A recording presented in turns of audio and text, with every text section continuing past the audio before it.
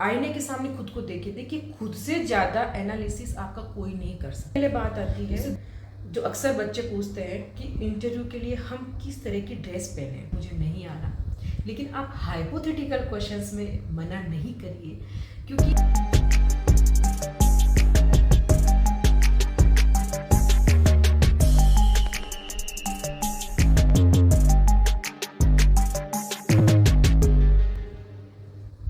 Hello friends, basically जैसा कि ये वीडियो मैं सबसे पहले आरएस इंटरव्यू के लिए ही बनाना चाह रही हूँ। तो इंटरव्यू जो है, पर्सनालिटी टेस्ट जिसको कहा जाता है, सबसे पहले आप ये जानिए कि किस चीज़ का वहाँ पे परीक्षण हो रहा है।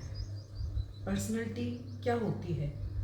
पर्सनालिटी मीन्स कि एक पर्सोना नाम का वर्ड है जिससे कि बनी है पर्सनालिटी, जिसका मतलब होता है कि वेशभूषा या आपका जो बाहरी एक नकाब होता है, बेसिकली उसको पर्सनैलिटी कहा जाता है। लेकिन ये एक, मैं ये कहूँगी कि ये एक संकुचित अर्थ है इसका। अगर आप आरएस परीक्षा के लिए इंटरव्यू की बात करें तो यहाँ पर आपके व्यक्तित्व का परीक्षण केवल आपकी बाहरी वेशभूषा से नहीं होना है। आपके व्यक्तित्व का मतलब है कि आपके आचार विचार, आपके सिद्धांत, आपकी मनोवृत्ति, आपकी अभिरुचि, आपकी योग्यता, आपकी क्षमता, आप किस तरह से हर परिस्थिति को हैंडल करते हैं, ये सारी चीज़ें आपके व्यक्तित्व में आती है। और आरपीएससी आपका यही परीक्षण करना चाहती है। आप सब लोग आरएस परीक्षा के 2 स्टेप क्लियर करके यहाँ पहुँचे हैं, तो डेफिनेटली आप सबके पास नॉलेज है। आपने प्री एग्ज़ाम क्लियर किया है, आपने मेंस एग्ज़ाम क्लियर किया है, तो यहाँ आपके केवल नॉलेज का परीक्षण नहीं होना है, यहाँ आपके पूरे व्यक्तित्व का परीक्षण होना है। और व्यक्तित्व एक ऐसी चीज़ है जो 1 दिन या 2 दिन में नहीं बनता, या 2 किताब पढ़ने से नहीं बनता। बचपन से लेके अब तक आपने जिस व्यवहार, आपने जिस वातावरण के अंदर खुद को ढाला है, जो चीज़ें आपके मूल्यों के साथ आप में विकसित हुई है, वो आपके व्यक्तित्व में दिखेगा। इसलिए सबसे पहले तो बात जब अपन व्यक्तित्व की करते हैं तो आपको एक पॉजिटिव एटीट्यूड के साथ आगे बढ़ना है। खुद को आप जिस पद के लिए आप इंटरव्यू देने जा रहे हैं, उस पद के योग्य समझते हुए आप खुद को वहाँ प्रदर्शित करें। तो ये बात आ गई इंटरव्यू की। और अब बात आती है कि इंटरव्यू बोर्ड आपसे क्या जानना चाहता है। आप, जैसा कि मैंने आपको बताया कि ज्ञान आप सब लोगों के पास इक्वल है, आप मेंस एग्जाम क्लियर करके आए हो। इंटरव्यू बोर्ड आपसे ये जानना चाहता है कि हम जिस प्रशासनिक सेवा के लिए अधिकारी का सिलेक्शन कर रहे हैं, वहाँ पे पब्लिक डीलिंग भी है, वहाँ पे रोज़ नए नए चैलेंजेस भी आ रहे हैं, और वो आदमी उन चैलेंजेस को कितने पेशेंस के साथ वो फेस कर रहा है, वो किस तरह से पब्लिक डीलिंग कर सकता है, उसमें कितना आत्मविश्वास है, उसमें कितनी डिसीजन मेकिंग पावर है। क्योंकि ये यहाँ पे केवल आपके ज्ञान का परीक्षण नहीं है। आप जब फील्ड में जाओगे अधिकारी बन के, तो आपके फील्ड में बहुत सारी समस्याएं आती है जिनका आपको उसी टाइम समाधान करना पड़ता है।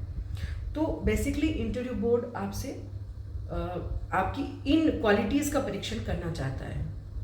और जैसा कि अक्सर होता है, एक मनोवैज्ञानिक विषय का जो विशेषज्ञ है, मनोविज्ञान विषय का विशेषज्ञ, वो भी इंटरव्यू पैनल में रहता है, जो अभ्यर्थी की हर एक हाव भाव और उसकी जो गतिविधि है, उसका आत्मविश्वास है, हर एक चीज़ नोट की जाती है। तो आप इस चीज़ का विशेष ध्यान रखें। आप इंटरव्यू बोर्ड में इंटरव्यू के टाइम में अभी आप खुद को इस चीज़ के लिए तैयार करें। हो सकता है कि कुछ चीज़ें आप में अगर नहीं हैं, देखिए आपके व्यवहार में हो सकता है कुछ चीज़ें, लेकिन उनको डेवलप किया जा सकता है। आप कोशिश करिए कि इस ड्यूरेशन में आप उन चीज़ों को खुद में थोड़ा थोड़ा डेवलप करने की कोशिश करें। तो ये तो हो गई बेसिक चीज़ें। अब सबसे पहले बात आती है जो अक्सर बच्चे पूछते हैं कि इंटरव्यू के लिए हम किस तरह की ड्रेस पहने।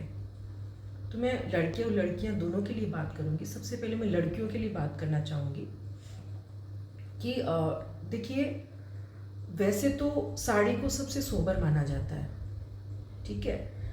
तो अगर आप कंफर्टेबल हैं तो आप साड़ी प्रीफर करें, और अगर आप कंफर्टेबल नहीं हैं, क्योंकि बहुत सारे लोग मान लीजिए जो साड़ी जिन्होंने कभी पहनी नहीं है, जो उसको कैरी नहीं कर सकते, तो आप सूट में भी जा सकते हैं, कोई दिक्कत नहीं है।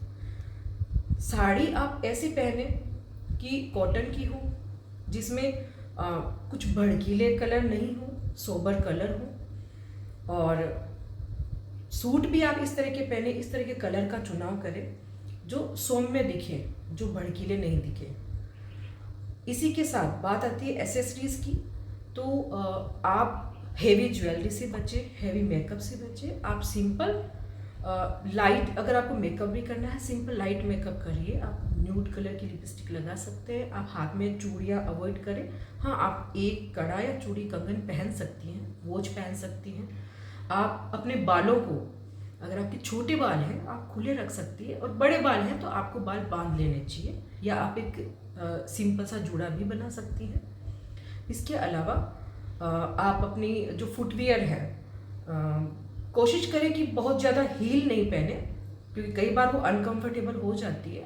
आप अपने कपड़ों की मैचिंग के हिसाब से सिंपल फुटवेयर का चुनाव करें। फॉर्मल जो शूज़ आते हैं, बेलीज आती हैं, वो आप पहन सकती हैं। ये तो हो गई लड़कियों के लिए बात। इसके अलावा लड़कों की जहाँ बात आती है, तो वैसे तो जो सूट होता है, ब्लेज़र है, पेंट है, टाई है, वो लड़कों के लिए एक आदर्श ड्रेस मानी जाती है इंटरव्यू के लिए। बट क्योंकि गर्मी का मौसम रहेगा, इसलिए आप थोड़ा सा सोच लें कि आप क्या पहन रहे हैं, क्योंकि ये बहुत ज़्यादा ज़रूरी है कि आप जो भी पहने, कपड़े जो भी पहने, वो कॉन्फिडेंस के साथ पहने और आप उसमें कंफर्टेबल भी रहें। कहीं ऐसा नहीं हो कि आपने ब्लेजर पहन लिया और फिर आप गर्मी के अंदर इतने परेशान हो गए कि आप अच्छे से उसको फेस ही नहीं कर पा रहे हैं। तो ये कोई ज़रूरी नहीं है कि आप कोट पैंट में ही अच्छा इंटरव्यू दे पाएंगे। आप नॉर्मल शर्ट और पैंट, सिंपल शर्ट और पैंट आप पहन सकते हैं। शर्ट आप लाइट कलर की शर्ट का चुनाव करें। लाइट, जैसे कि वाइट, प्योर वाइट कलर हो गया, बेज कलर हो गया, लाइट ब्लू कलर हो गया। इस तरह के प्लेन शर्ट, प्रिंटेड शर्ट नहीं होने चाहिए। चेक्स के शर्ट अवॉइड करिए, लाइनिंग के शर्ट आप अवॉइड करिए, प्लेन शर्ट पहनिए। और फॉर्मल जो पैंट आती है उस तरह की आप मैचिंग की, उसके साथ डार्क ब्लू ब्लैक कलर की आप पैंट पहन सकते हैं। और इसी की मैचिंग के आप सॉक्स और जूते भी, फॉर्मल जूते जो लेश वाले जूते आते हैं, वो जूते आप कैरी करिए, जिनमें ज़्यादा हील नहीं हो बहुत ज़्यादा, और ज़्यादा चमकीले इस तरह के जूते आप नहीं पहने। आपका जो हेयर स्टाइल है सिंपल होना चाहिए। इस तरह का जो स्टाइलिश आज तरह के जो आजकल के जो बच्चे बनाते हैं, इस तरह का हेयर स्टाइल आपका नहीं होना चाहिए कि वो थोड़ा सा ओड लगे, क्योंकि बोर्ड के अंदर जो सदस्य बैठे हैं सब वरिष्ठ जन होते हैं और बहुत ही सोबर होते हैं। वो अगले से भी, एक अधिकारी से भी ये उम्मीद की जाती है कि वो दैनिक जीवन में सहज और सरल दिखे, बनावटी ना दिखे। और आप अपनी जो शेव है क्लीन शेव रखें। और अगर ठीक है फिर भी आपको अगर किसी कोई मूछें रखना चाहे तो थोड़ी बहुत मूछ रख सकता है, बाकी कोशिश करें कि आप क्लीन शेव रखें।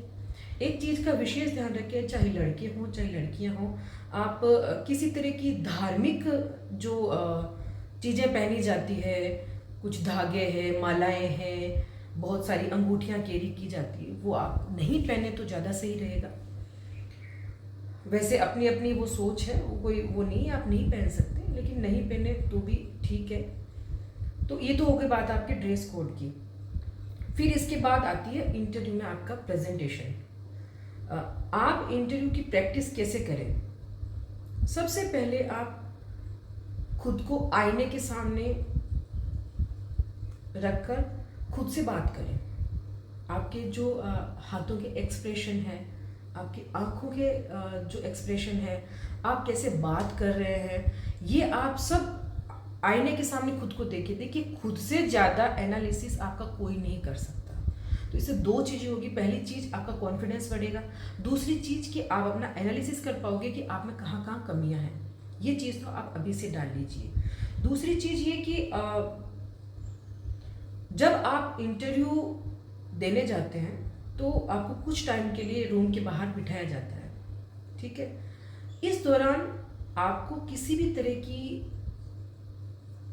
अननेसेसरी बातों को नहीं सोचना है कि मेरा इंटरव्यू कैसा होगा, क्या होगा। डेफिनेटली कुछ थॉट्स आते हैं, लेकिन आप उस टाइम पॉजिटिव बने रहिए। हो सकता है आपसे पहले जो कैंडिडेट गया है उसका इंटरव्यू कैसा गया हो, अगर वो उदास होकर बाहर निकले तो आपको बहुत ज़्यादा परेशान नहीं होना है, क्योंकि जरूरी नहीं कि उससे जो क्वेश्चन पूछे गए वो आपसे भी पूछे गए हो। आप उसको सोच के कहीं परेशान नहीं हो जाओ, आपको ऐसा नहीं करना है। आप जैसे ही रूम में एंटर हों तो सबसे पहले आप रूम खोल के उनसे परमिशन मांगेंगे कि मे आई कम इन सर या मे आई कम इन मैम। फिर आप एंटर होंगे।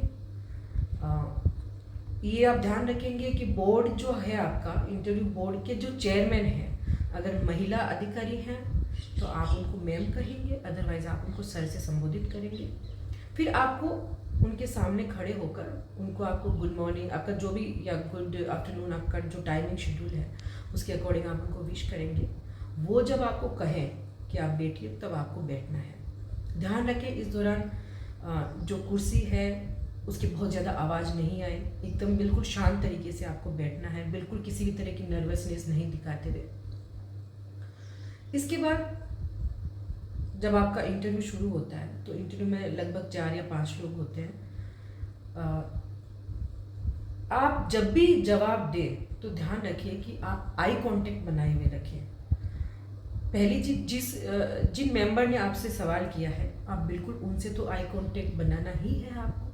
बाकी जो मेंबर्स हैं उनसे भी आप बीच बीच में आई कांटेक्ट बनाए रखें, क्योंकि इससे, अगर कुछ लोग होते हैं जो जवाब तो देते हैं लेकिन वो इधर उधर देखना या वो सीधे नहीं देख पाते, तो उससे ऐसा लगता है कि इस बच्चे में कॉन्फिडेंस की कमी है। इसके अलावा आप जब भी इंटरव्यू दें तो बहुत बहुत बार ऐसा होता है कि कुछ क्वेश्चन आपसे ऐसे पूछे जाते हैं जिनका आपको बिल्कुल नहीं पता।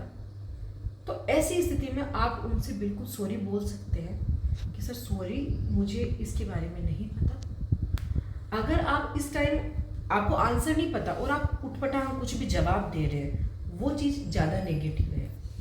इसके बजाय आप सॉरी बोल सकते हैं। और कई बार ऐसा होता है कि कुछ जवाब देते हुए आप जहाँ आपको समस्या हो रही है तो इंटरव्यू बोर्ड आपकी हेल्प करता है, हिंट देता है आपको, तो उस स्थिति में आपको उनको थैंक यू भी बोलना चाहिए।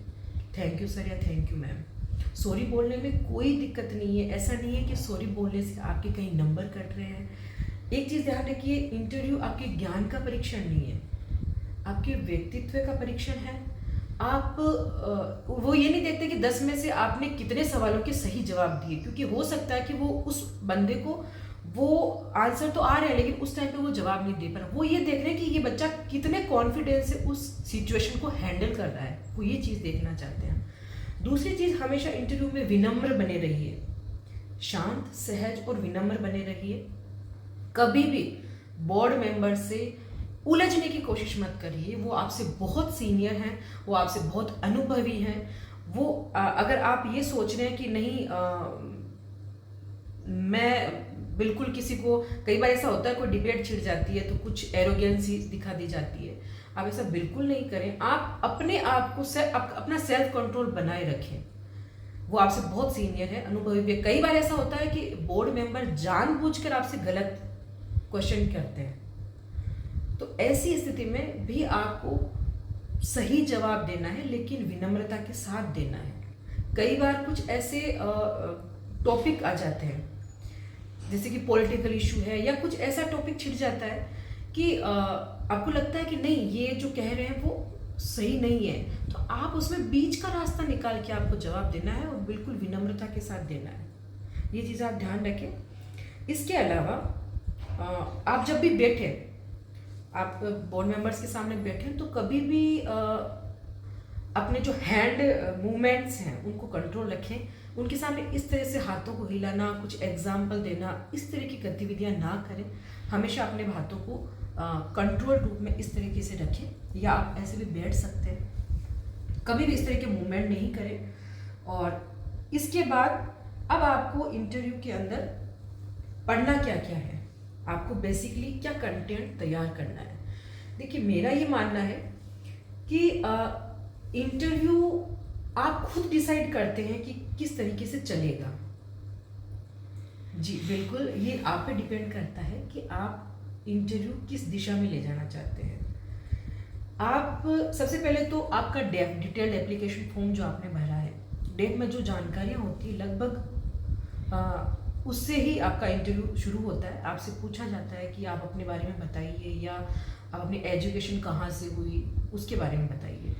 तो सबसे पहले तो आप अपनी जो स्कूलिंग है, कॉलेज के सब्जेक्ट्स हैं, वो आप तैयार करिए। उनमें से किसी में भी क्वेश्चन पूछा जा सकता है, वहाँ पे सब्जेक्ट एक्सपर्ट भी बैठते हैं, तो आप अपना सब्जेक्ट तैयार करिए।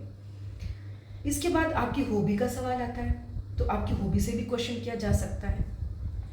आप अपनी एक चीज़ हमेशा ध्यान रखिए कि अपनी हॉबी बनावटी ना रखें, क्योंकि बहुत सारे लोग ऐसी हॉबी भर देते हैं जो उन्होंने सच में कभी किया ही नहीं वो कुछ काम। वो बस वो एग्ज़ाम में एक दिखावे के लिए कि हाँ ये थोड़ा इजी पड़ेगा, मैं ये हॉबी भर देता हूँ, और वो फंस भी जाते हैं। तो कभी ऐसा काम ना करें कि इस तरह की हॉबी भर दें और आपको उसके बारे में बिल्कुल भी अंदाज़ा नहीं है। तो हॉबी हमेशा सोच समझ कर और एक्चुअल में आपकी जो है वो आप भरें। और अगर नहीं है तो इस चीज़ से भी डरने की ज़रूरत नहीं है कि मैं क्या भरूं, क्योंकि कई बार ऐसा होता है कि कुछ लोग इतने व्यस्त होते हैं या कईयों की हॉबी नहीं होती। तो ये कोई ऐसा नहीं है कि हॉबी नहीं है तो आपको 2 दिन में तो हॉबी क्रिएट करने से रहे। आप वो भी क्लियर कह सकते हैं कि सर मेरी कोई हॉबी नहीं है, इसमें भी कोई बुरी बात नहीं है।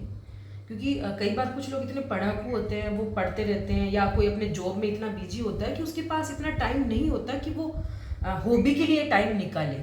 तो आप मना भी कर सकते हैं, इसमें कोई बड़ा इशू नहीं है। लेकिन अगर आपकी हॉबी है तो हॉबी से रिलेटेड आप बेसिक क्वेश्चन है वो तैयार करके जाएं।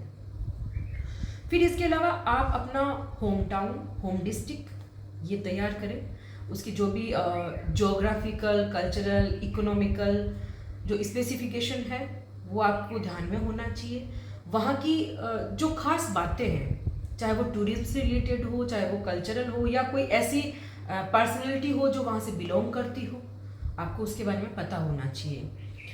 इसके अलावा अगर आप जॉब कर रहे हैं, किसी भी तरह की जॉब में है, तो आपको अपने जॉब प्रोफाइल से रिलेटेड आपसे डेफिनेटली क्वेश्चन पूछा जाएगा, तो आप उसको भी तैयार करें। आपका जॉब नेचर कैसा है और आप कितने टाइम से जॉब कर रहे हो, उसमें आपसे क्वेश्चन, आपके इस जॉब का एडमिनिस्ट्रेशन में क्या यूज़ है, ये भी आपसे पूछा जा सकता है। आपके कोई अचीवमेंट्स हो वो उनके बारे में भी डिस्कशन किया जा सकता है। और इसके अलावा जो भी करंट मुद्दे हैं उन पे हो गया। और इसके अलावा ऐसा है कि इंटरव्यू का कोई स्पेसिफिक सिलेबस नहीं है कि एक निर्धारित वो आपसे कहाँ से पूछेंगे। इंटरव्यू डिपेंड करता है कि आपकी शुरुआत कैसे हुई, और वो कहीं से भी कोई भी क्वेश्चन आपसे पूछा जा सकता है। एक होते हैं हाइपोथेटिकल क्वेश्चंस, आपको ऐसी परिस्थितियाँ दी जा सकती है कि सपोज आप एसडीएम बन गए, आप डीवाईएसपी बन गए, ऐसी स्थिति है, बाढ़ है, भीड़ है, और आप ऐसी सिचुएशन में पर्टिकुलर आपको कुछ दे दिए जाते हैं मापदंड कि आप क्या करेंगे। तो एक चीज़ हमेशा ध्यान रखिए कि आप बाकी क्वेश्चंस में उनको मना कर सकते हैं कि सर सॉरी सर मुझे नहीं आ रहा, लेकिन आप हाइपोथेटिकल क्वेश्चंस में मना नहीं करिए, क्योंकि ये आप जिस पद के लिए ये इंटरव्यू देने जा रहे हैं वहाँ आपसे उम्मीद की जाती है कि आप हर चैलेंजेस को फेस करेंगे। वहाँ आप ये नहीं कह सकते कि सर मुझे इसका जवाब नहीं आता, क्योंकि वो स्थिति दी ही आपको इसीलिए जाती है आप किस तरह से चैलेंजेस को फेस कर रहे हैं, कैसे प्रॉब्लम्स को डील कर रहे हैं, ये वो देखना चाहते हैं। इसलिए हाइपोथेटिकल क्वेश्चंस का आंसर आपको देना ही चाहिए, इसको कभी अवॉइड नहीं करें। और इसके अलावा अगर आप महिला कैंडिडेट हैं तो डेफिनेटली ये अक्सर ऐसा होता है कि उनसे महिलाओं की समस्या के बारे में या महिलाओं से संबंधित सवाल पूछे जाते हैं, तो आप वो भी तैयार रखें। और अगर आप पुरुष अभ्यर्थी हैं तो भी आप ध्यान रखिए कि तो भी आपसे महिलाओं के बारे में, महिला सशक्तिकरण के बारे में पूछा जा सकता है, क्योंकि ये चीज भी बोर्ड देखना चाहता है कि पुरुष अभ्यर्थी है वो महिलाओं के प्रति या जो विशेष वर्ग है उनके प्रति कितना संवेदनशील है, वो समाज में जाके किस तरह के डिसीजन लेगा, या वो सच में इन लोगों के प्रति सोचता है भी या नहीं सोचता है। इस तरह के क्वेश्चंस भी आपसे पूछे जा सकते हैं, ये आप ध्यान रखें। और इसके अलावा बहुत सारी चीज़ें हैं जो जब भी आप आंसर करें, कई बार ऐसी चीज़ें होती है कि जैसे कि कुछ चीज़ें वो पूछते हैं, आपको लग रहा है कि आपको हाथों हाथ नहीं आ रही, तो आप उनसे टाइम ले सकते हैं, 2-3 सेकंड का पोज कि हाँ सर आप मुझे अनुमति दें तो मैं सोच के बताना चाहूँगा। वो बिल्कुल आपको टाइम देते हैं, ऐसी बात नहीं है। इंटरव्यू बोर्ड बहुत हेल्पफुल होता है, बहुत पॉजिटिव एनवायरनमेंट होता है, आपको किसी भी तरह से डरने की ज़रूरत नहीं है। आप ये सोच रहे हैं कि नहीं पता नहीं कैसा माहौल होता होगा, बट लिटरली मैंने भी बहुत इंटरव्यू फेस किए हैं आरएस के, और मुझे कभी ऐसा नहीं लगा कि बहुत ही कोई टेंशन भरा माहौल, क्योंकि सबसे पहले डिपेंड करता है आप पे, खुद पे, आप किस पॉजिटिविटी के साथ इंटरव्यू देने जाते हैं। आप खुद पॉजिटिव रहेंगे, आपकी पॉजिटिव वाइब्स रहेगी, सामने भी बोर्ड मेंबर्स भी आपको देख के खुश होंगे। हमेशा ध्यान रखिए कि इंटरव्यू ड्यूरेशन जब भी आपका चल रहा होता है, आपके चेहरे पे एक हल्की सी स्माइल होना चाहिए। हल्की सी स्माइल मीन्स कि वो भी किस परिस्थिति में होनी चाहिए। कुछ लोग होते हैं कि सीरियस क्वेश्चन पूछा जाए उस पर भी वो हंस रहे हैं, और कुछ लोग ऐसे होते हैं कि जो आप इंटरव्यू बोर्ड कई बार कुछ ऐसी लाइट बात भी करता है जिसपे कि हल्की सी स्माइल की जा सकती है, वहाँ भी वो सीरियस मुंह बना के बैठे होते हैं। तो ऐसा नहीं होना चाहिए। परिस्थिति के हिसाब से आपके चेहरे के एक्सप्रेशन भी उनको दिखने चाहिए। इससे क्या होता है कि एक जो माहौल होता है आसपास का वो हल्का हो जाता है और अच्छा लगता है। डेफिनेटली पॉजिटिविटी किसको अच्छी नहीं लगेगी। तो ये चीज़ आप ध्यान रखिए कि कोई भी इस तरह का मुद्दा हो, आप हल्की सी चेहरे पे स्माइल बना के रखिए, टेंस आप नहीं दिखिए, क्योंकि अंदर तो उथल पुथल देखिए सबके मस्ती रहती है, ऐसी कोई नई बात नहीं है। जो भी इंटरव्यू देने जाएगा थोड़ी बहुत टेंशन सबको होती है, लेकिन इतना भी नहीं होना चाहिए कि आप बिल्कुल सीरियस होके बैठे हैं और बिल्कुल एकदम टेंशन में दिख रहे हैं। इस चीज़ का बहुत फ़र्क पड़ता है, इसलिए आप खुद पॉजिटिव रहिए। और दूसरी चीज़ ये कि जब भी आप वापस इंटरव्यू दे के निकलें तो आप इंटरव्यू बोर्ड के सामने खड़े होकर सबका धन्यवाद ज्ञापित करें, और फिर आप हल्के कदमों से 2-4 कदम चेयर से पीछे चले और फिर आप बिना दरवाजे की आवाज़ किए बाहर निकल जाए। ये आपको हमेशा ध्यान रखना चाहिए। और जब भी आप अभिवादन करें तो महिला बोर्ड मेंबर है और पुरुष बोर्ड मेंबर है, अगर दोनों बैठे हैं तो आप दोनों को अभिवादन करें। और हमेशा ये ध्यान रखें कि आपको विनम्रता के साथ अपनी बात रखनी है, आपको वहाँ पे बहस नहीं करनी है, आपको एरोगेंट कभी भी नहीं होना है। ये चीज़ आप ध्यान रखिए। और दूसरी चीज़ है कि अभी इंटरव्यू के लिए बहुत सारा टाइम है, तो आप बेसिक चीज़ों पे अपनी जो आदतें हैं व्यवहार में उनको आप डेवलप कर सकते हैं, अपनी पर्सनैलिटी पे ध्यान दे सकते हैं। और मैं इसके साथ मैं अपना जो डिस्कशन है यही ख़त्म करते हुए आप सबसे यही कहना चाहूँगी कि मेरी बहुत बहुत शुभकामनाएं हैं कि आप सब अच्छे से अपना आरएस का इंटरव्यू दें। इसके अलावा कोई और क्वेरीज है तो मैं इस पे और डिस्कशन करना चाहूँगी आपके साथ। All the best. Thank you.